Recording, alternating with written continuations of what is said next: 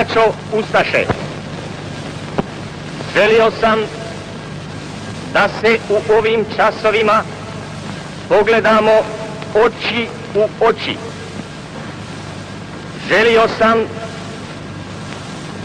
da si progovorimo od srca k srcu, da si reknemo jezikom koga u prvom redu razumijete, braćo ustaše, vi, a koji jezik razumije i cjelokupni hrvatski narod.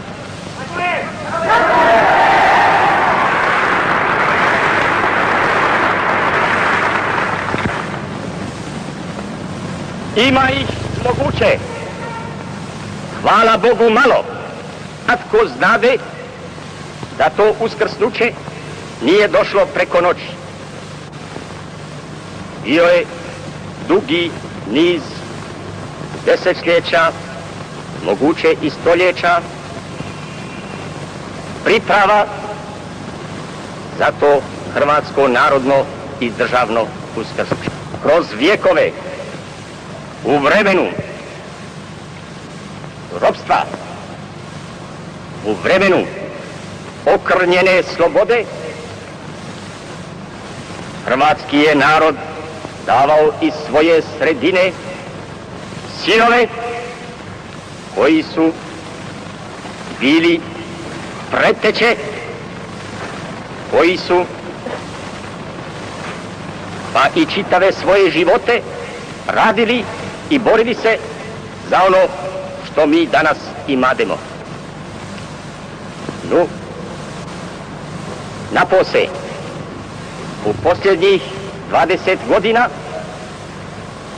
hrvatski je narod dao iz sebe borce, dao iz sebe sinove koji su pripravili zadnje puteve, koji su učinili zadnje čine, zadnja djela za potpuno oslobođenje hrvatskoga naroda.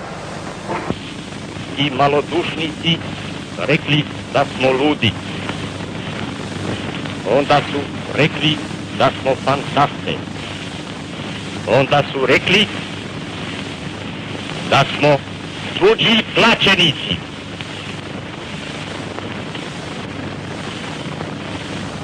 Braćo ustaše, danas su oni luđaci, danas su oni malodušnici, danas su oni tuđi plaćenici, a mi smo nezavisna država Hrvatska. Oslobođenje hrvatskoga naroda i uspostavu nezavisne države Hrvatske utvrdili su, donijeli dva velika naroda, države osovine od svojim dvama velikim vođama.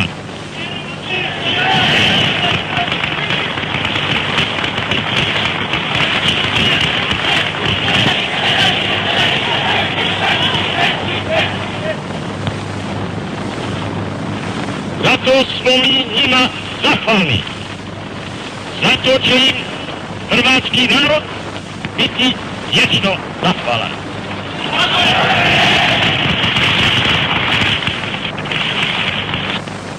Danas je hrvatski narod uz bok slobodnih naroda. Danas je hrvatska država potpuno ravnopravna sa svim slobodnim i nezavisnim državama.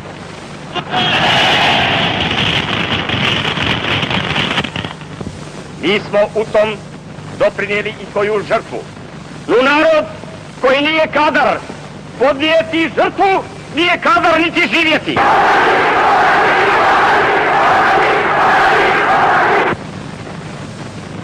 Kada smo mi pravili ugovore o granicama, onda nismo pravili nagode i sporazume.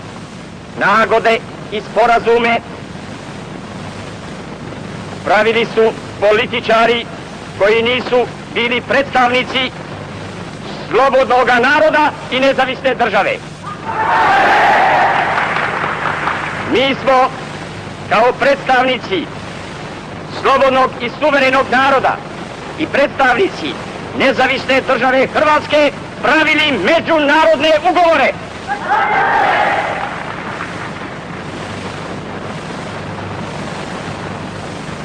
Ja vam mogu reći da će uskoro i ostale granice biti riješene i postavljene, i to na veliko zadovoljstvo cijeloga hrvatskog naroda.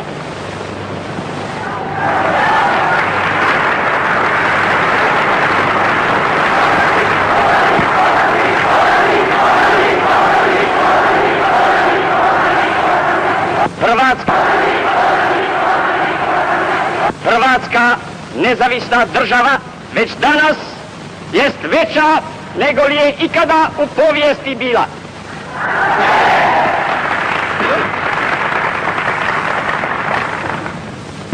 Ja sam uspostavio krunu Zvonimirovu. Ona je danas nosioc hrvatskoga državnoga suvereniteta. Zvonimirova je kruna za sva vremena najveći jamac suvereniteta, vrhovništva nezavisne države Hrvatske, jamac naše potpune narodne i državne nezavisnosti. Ja sam ponudio da ju nosi vojvoda Savojski, jer sam znao da je najdostojniji.